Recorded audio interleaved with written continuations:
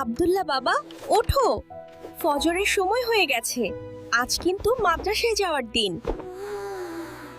উফ মা, আর একটুখানি মাদ্রাসায় যেতে গেলেই তো শুধু পড়া আর পড়া। না বাবা, তোমাকে ফজরের নামাজ পড়তে হবে, তারপর মাদ্রাসায় যেতে হবে। নামাজ না পড়লে গুনাহ হবে। মহানবী বেনামাজির শাস্তি সম্পর্কে বলেন, জাহান্নামে তাদের মাথা পাথর দ্বারা চূর্ণ বিচূর্ণ করা হবে। এবং তিনি আরও বলেছেন, দ্বীনি ইলম শেখা প্রতিটি মুসলিমের উপর ফরজ।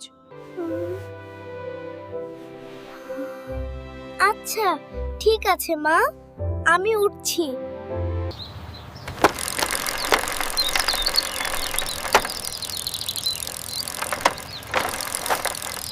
সবাই মনোযোগ দাও। আব্দুল্লাহ, তুমি কি পড়াটা বুঝতে পেরেছো? জি ওস্তাদ জি। মানে আমি দেখছিলাম প্লেনটা, না মানে। মাশাআল্লাহ আয়েশা, এই নাও তোমার গিফট। আব্দুল্লাহ, তোমার কি খবর? ওস্তাদজি কিন্তু আমাকে ফোন করেছিলেন।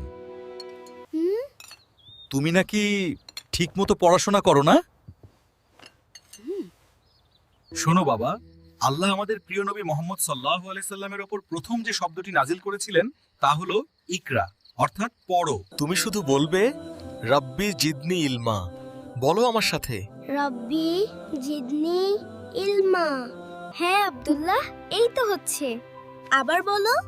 আলিফ লাম মিম। সাবাস আব্দুল্লাহ। চেষ্টার সাথে আল্লাহর উপর ভরসা করলে কিছুই অসম্ভব নয়।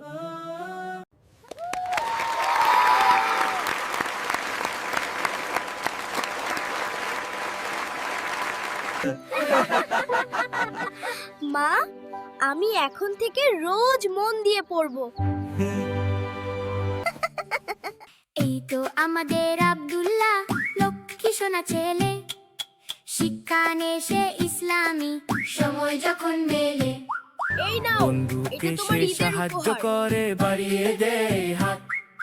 সবাই মিলে চলবো মোরা দিন কিংবা রাত। আব্দুল্লাহ